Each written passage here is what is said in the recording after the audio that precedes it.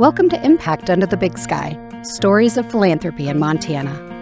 This podcast is brought to you by the Montana Community Foundation, where our mission is to cultivate a culture of giving so Montana communities can flourish. Join us as we share inspiring stories of generosity, innovation, and impact from across the Treasure State. From rural towns to bustling cities, we'll explore how philanthropy is shaping Montana's future. One gift, one grant, and one story at a time.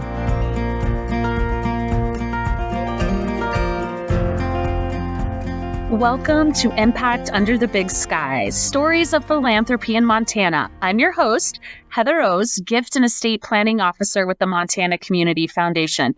And boy, do we have a fabulous guest and topic today. She really needs no introduction, but she's going to get one. Marsha Goetting. Marsha, why don't you tell me your title and your your bio and your background, because I cannot do justice to the wonderful professional and accolades you have. Well, goodness gracious, I am honored to be with you today. And my name is Marsha Goetting, and I am the MSU Extension Family Economics Specialist. And this means I'm a part of the land grant mission at Montana State University to do educational program out in the community. And I can say estate planning was in my bailiwick originally when I first arrived in Montana. I worked 3 years in Kansas, and in 1977, I moved to Montana and came across an extension agent that visited with me, and he said, you've been hired, and money management is kind of your thing, but we really want you to do estate planning. You see, there was a brand new law passed in 1976, and it was just changing the whole landscape of estate planning. And boy, did things change. I still remember going to a meeting in Sydney, and 7 hours I sat there in the audience in an auditorium thinking, the only reason people do estate planning is taxes. And taxes, sure, they were a big issue back in that day, but they're not as much of an issue today. So I take the approach of estate planning as this is something that everyone needs to do. We're all going to die, and we in charge of what we want to have happen with our property instead of dying without a will and saying, okay, Montana, you're in charge. I couldn't agree with you more. And, I think there's a couple of things you said in that summary, Marsha, that really resonates with my experiences. One, people are uncomfortable with the thought of dying, right? We don't like to talk about what may or may not happen. So we just kind of keep pushing it down the road. And then two, I think a lot of people think, I don't have the type of assets or the wealth that require an estate or a will. And I know you're going to go in, we're going to talk about that because 7 out of 10 Montanans, is that correct, do not have a will? They don't. And it's just amazing in some ways, and then it's not in other ways. Because like you said, people don't want to think about dying. And you don't want to go up to mom and dad and say, well, do you have a will? And how they did it? And then when the parents are trying to get the kids interested, they'll say, oh, mom or dad, you don't need to worry about that. And so we've got this crisscross of different goals of really lack of understanding and communication. Right. That's a big deal with families. This communication issue and how we feel, our values about our legacy. What do we want to leave for people? It's not just money. It's our values. It's those family get-togethers that can still occur after the family has a parent die. But I tell you, things change when both parents die. The kids, I wish I could say everybody gathers together and we all do the right thing. And what I've discovered through my, 48 years now, that things go on that breaks up families, and that could be avoided, I think, by doing some planning. Absolutely, Marsha. I call those crucial conversations in our family. Things that you're maybe uncomfortable talking about, but it's so necessary to clear the air and to have understanding. And we're not talking just about, things that have to do with philanthropy, but I've sat through some of your seminars and, you recognize that sometimes what a child or a niece or a nephew or an heir wants the most has nothing to do with a cash value. It may be that beautiful yellow pie plate that holds so many sentimental memories around the holidays and traditions. And those are conversations that we can have while we're living and really understand, what is meaningful to each of our children if we have them or loved ones, and vice versa with the parents. Well, and that's so true. And I carry around now a bell, because it is a bell that we found in the house after my mom and dad passed away. And my sisters and I are looking at one another saying, "What's this?" And none of us know. And that generation is gone. And so there's nobody left to tell the story. And it's often the stories of grandma sitting in this rocking chair and reading to the grandkids. That's what they're going to remember. And there's just all kinds of things. And Montana has stepped in. Montana is allowing us to have this separate list that goes with our will. Or now we can even do that in a trust if we have one. And we look at those items and think, well, who would value these? And we list the name of the person, their relationship to us. And that's what your personal representative uses then to go around and say, "Susie, you get the anvil. And John, you get the china." And the reason John gets the china is because his wife likes china. But the girl that got the anvil, it was so valuable to her because Dad used to pound, like a blacksmith. And she would sit and watch him work. And that had the value. So sometimes as parents, you don't know. So you ask. And some parents decide to start giving some of those things out early. "Hey, you're interested in this? Let me give it to you now. It's less for me to have to dust." But, when I tell parents that the daughters don't want the china, that's a generational thing. It is. It is. Yeah. And there's some that would love it, but the vast majority are saying, "No, Mom, no, Dad. I just don't want some of those things."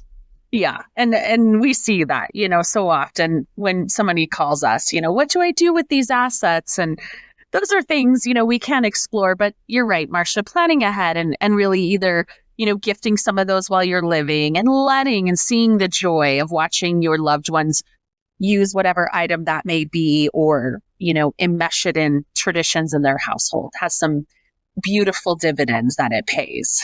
Yeah, and you have a chance to see them. And even if it is something like money, you have a chance to see what they do with it. You maybe are in the house that they were able to buy because you provided partially a down payment. And those are valuable things to learn. Why wait until you're gone?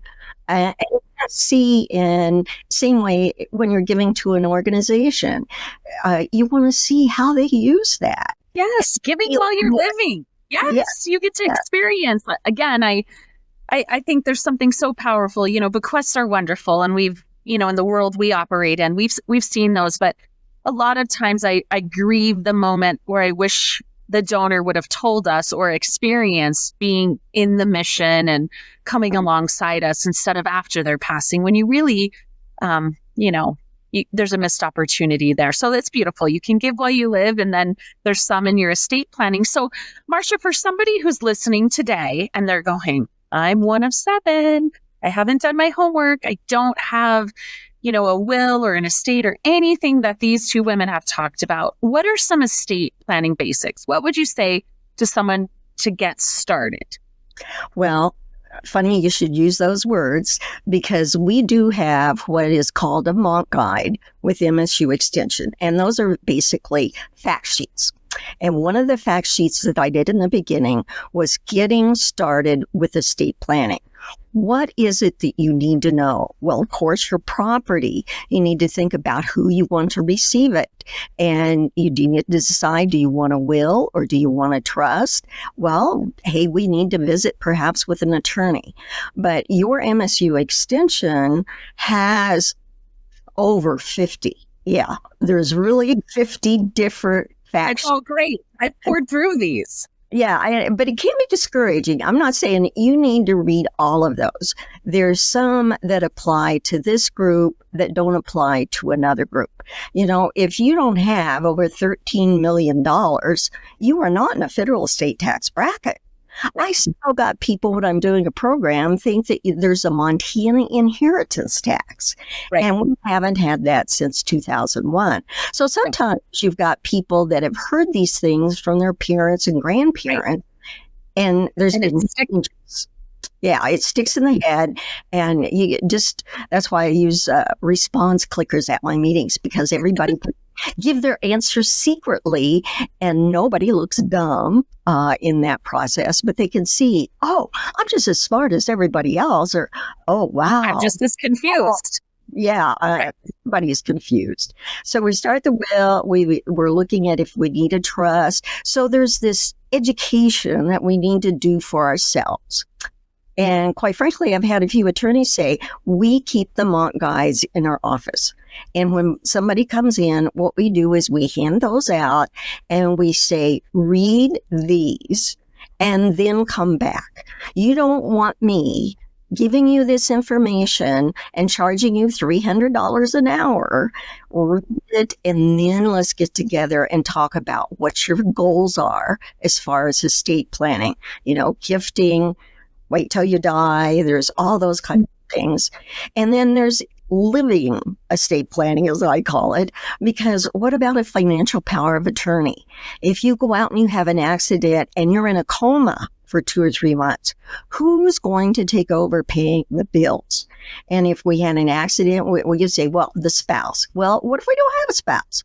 What or the spouse predeceases you in that moment? Or you can be in the same accident, like my sister and her husband with a motorcycle accident, not even going that fast. And here he is in a coma, and my sister does not have a financial power of attorney.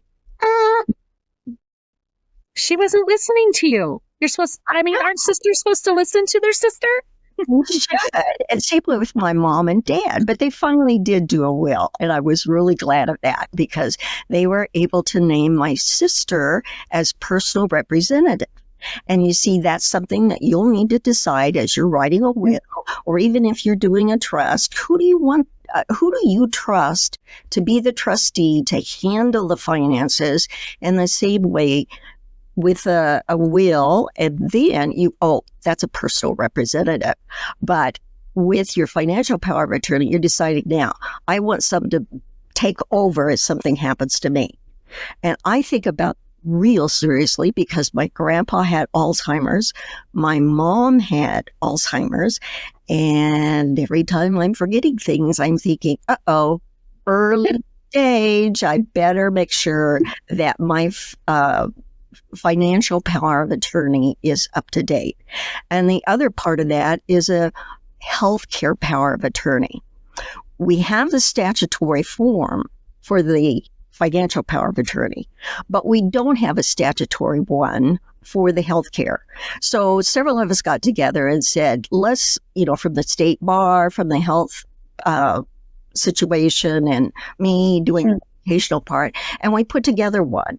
And we're really excited that we can have that available to Montanans who are looking at that decision. Well, what if I am in a coma forever? What do I want to have done?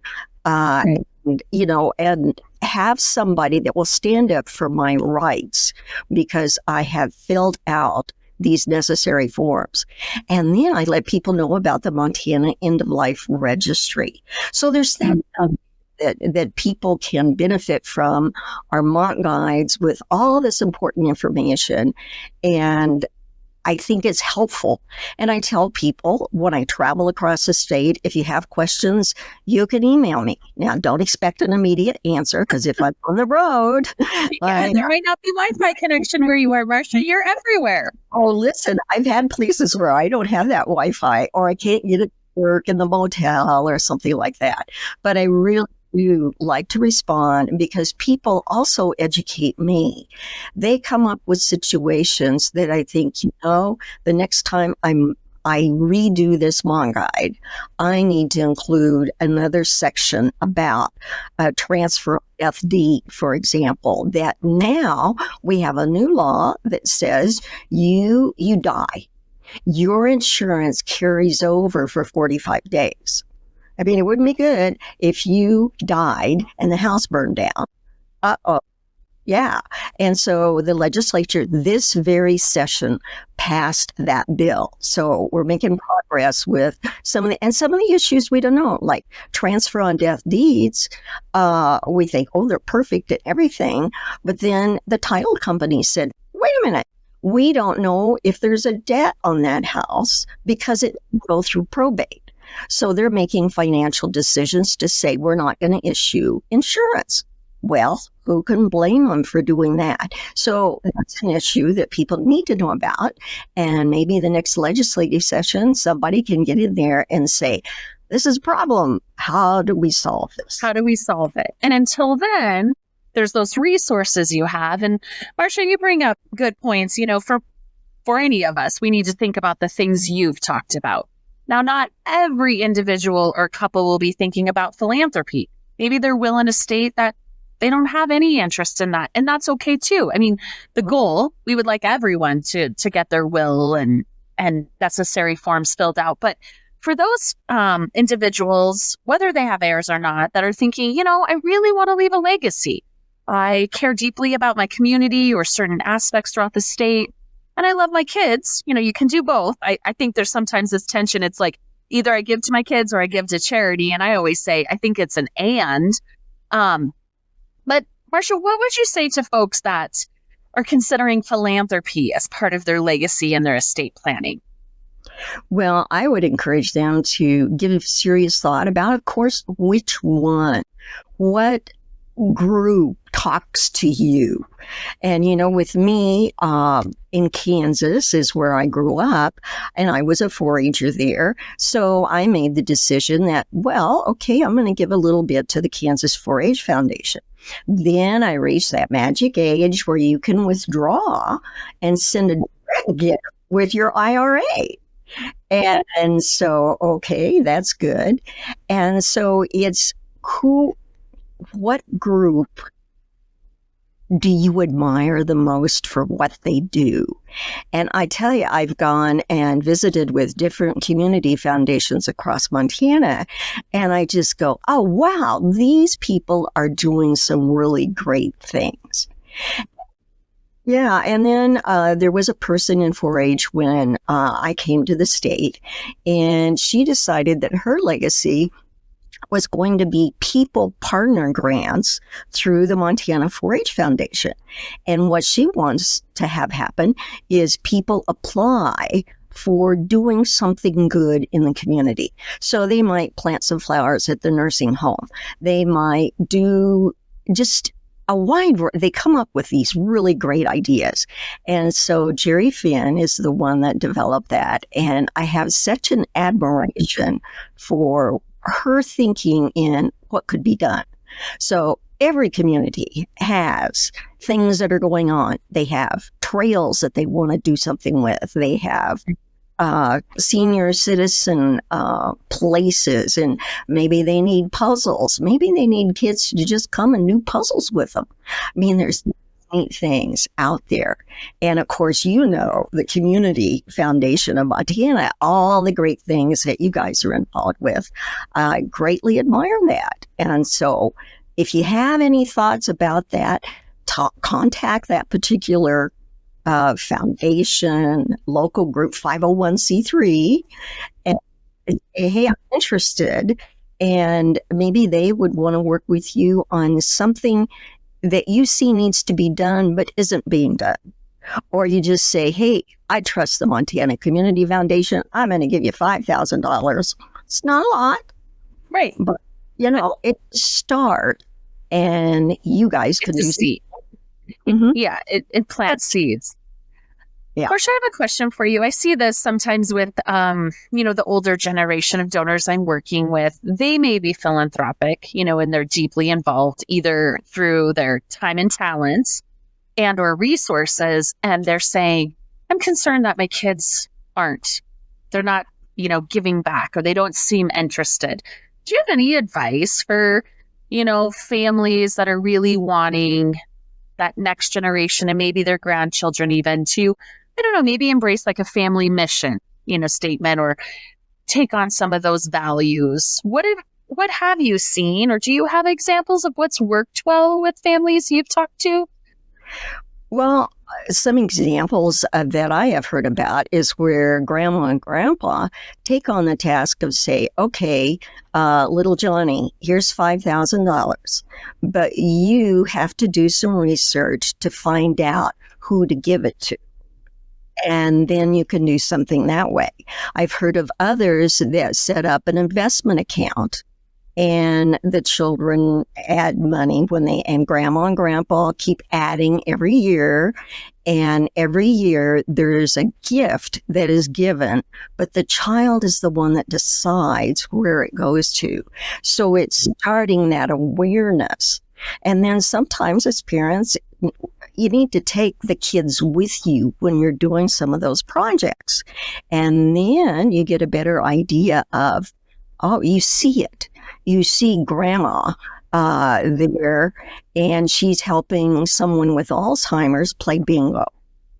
And the kid gains an understanding. Oh, well, I could do something like that.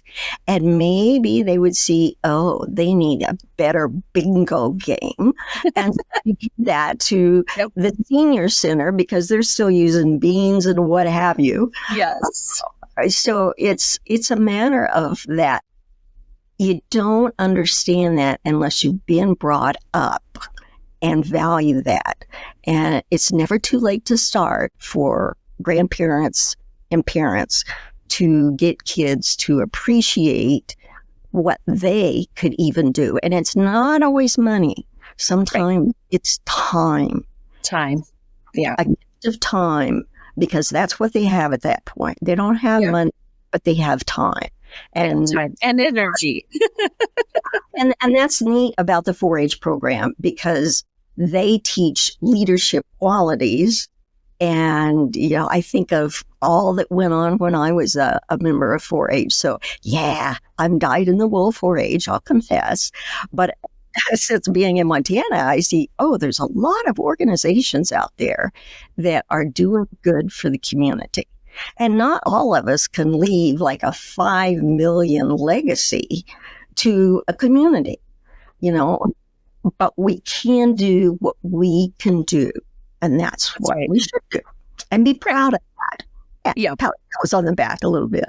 That's right. And I think regardless of the number of zeros in the gift, right, or what the intentions are, that spirit of generosity has a ripple effect. And I think that plays out through our own family and our friends and our community when we give, as you said, of, maybe it's our talents and our time, or it is dollars for some folks, or it's other assets. We're in a very land-rich, cash-poor state, and never more so now that property values have continued to increase. And there's ways, as we're looking at farm and ranching families and corporations, how those assets can be utilized for philanthropy and to help our families. So, Marsha, do you have, I know you do, with all your wisdom and all you've seen in our state, what other tips or parting words would you give to those listening today to really inspire them to act, to make a move on either the philanthropy part of this or the will part of this to really get moving in the right direction? If you're single, sit down with yourself and have that conversation. What do you want to do? That's your estate planning goals. And I've got some of those in the getting started. And so it's the important thing is to take the first step, is get the Mont guide. We're going to do an estate plan. I've finally learned it doesn't happen overnight. I'm not so inspiring that everybody's going to do it now. But if you take that first step, if it's a conversation, if it's reading a Mont guide, if it's talking to the community foundation or someone else, or even talking with your friend, What have you done and why? And let's get that out in the open, that it's not bad to talk about dying. It's all going to happen to us. And you've got resources. To your point, I think talking about dying helps us approach how we live. It really centers those values. And something you said really reminded me. My coworker said, I want you to be my accountability person this year. My goal is to finish my estate plan for my family. And I said, okay, tell me how long you want, and then I'll hold you to it. And so we had check-ins. But the day that he signed his estate plan, we celebrated because it was a huge, it's an undertaking. As you said, he took the first step and then there were additional steps, and sometimes there's no steps and then it moves again. But I got to hold him accountable out of love, and he got to get there, and then you get to celebrate and know that's one more family that will be well taken care of and represented in their wishes. So I would say, even if you're single and you're sitting there talking to yourself, like I talk to myself a lot, find somebody else you can say, hold my feet to the fire on this. Make sure I do this. Really, like I want to do this. And it's kind of exciting when you help someone reach their goal there. Yeah. And the other thing is, first of all, you need to know how your property's titled. I've got people that are remarried, and what this person does is put the property in joint tenancy with this person. And then they write a will, and they're going to leave the property to their kids. Not going to happen, because joint tenancy contact law takes priority. So that's information that I enjoy sharing with people, and then sometimes maybe shock them a bit. You mean that my children aren't going to inherit this property? Right. It's in joint tenancy. It's going to go to the surviving joint tenant, period. So knowing some of that kind of information can be helpful. And golly, I'm trying to get people to start a mock guide club like they have book clubs. And if there's anybody out there that's interested, I think it would be a lot of fun. And I'm saying I would be available by webinar to follow up and give you additional information. So a mock guide club could be a lot of fun. I'm writing that down. I want to be an honorary member. I want to join an active member. Okay, you can do that. That's really exciting. I mean, it's never too early, right? Like, especially if you have a household and you have children, it's really important due to guardianship and other needs, but it's never too late. You're never at a part in your life where you don't need this, where you don't need to have these conversations and make your wishes, whether they're your medical, your property, known. And so I think. And a will isn't in stone. The idea is we do it for what the situation is right now.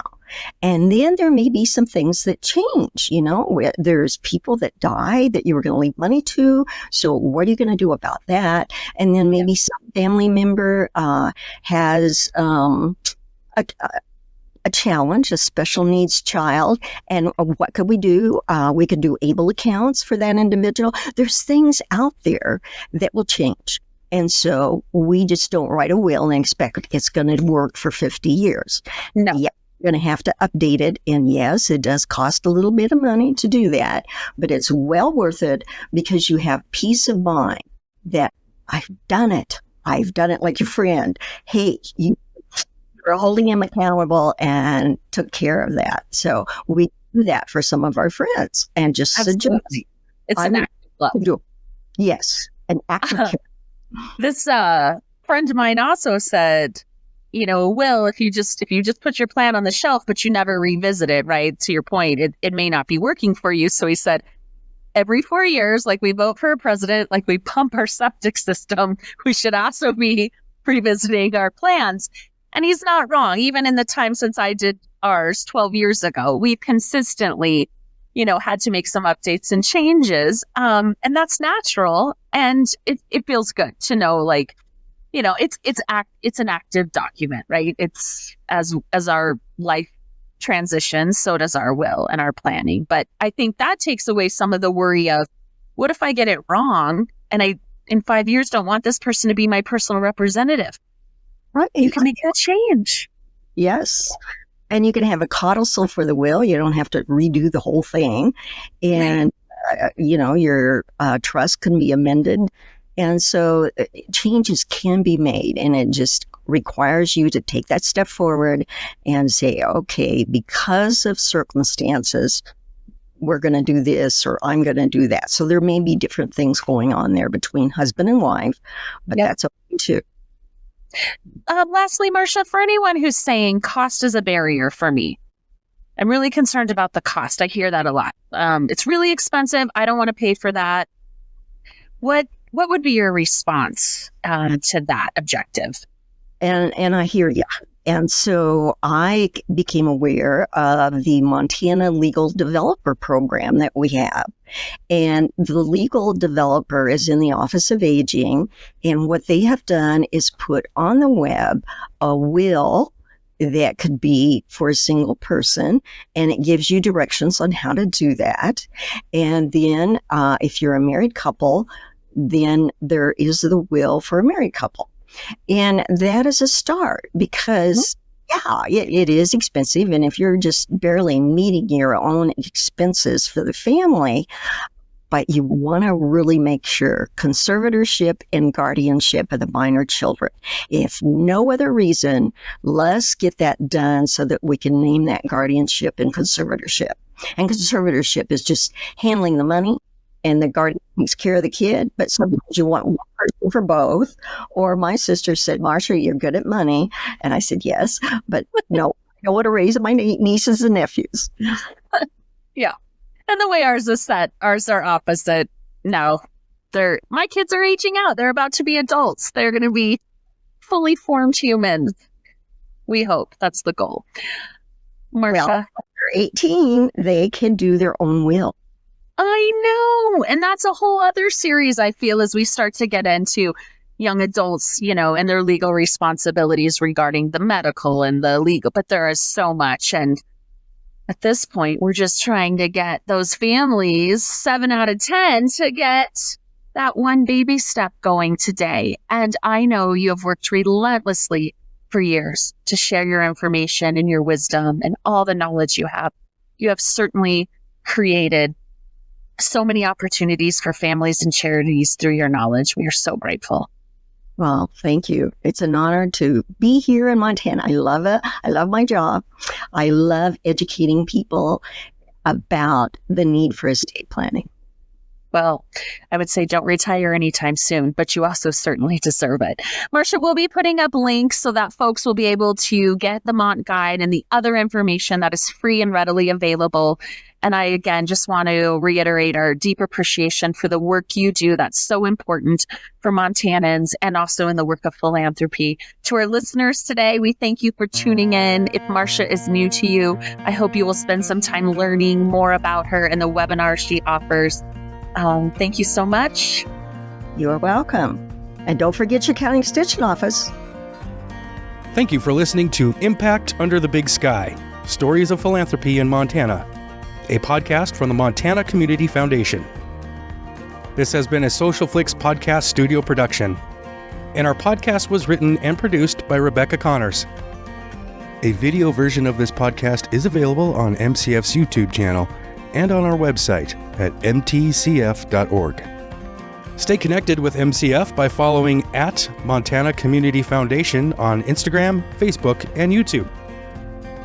Special thanks to our listeners and supporters for helping us share the stories that impact our community. Join us next time as we continue to explore the heart of philanthropy in Montana.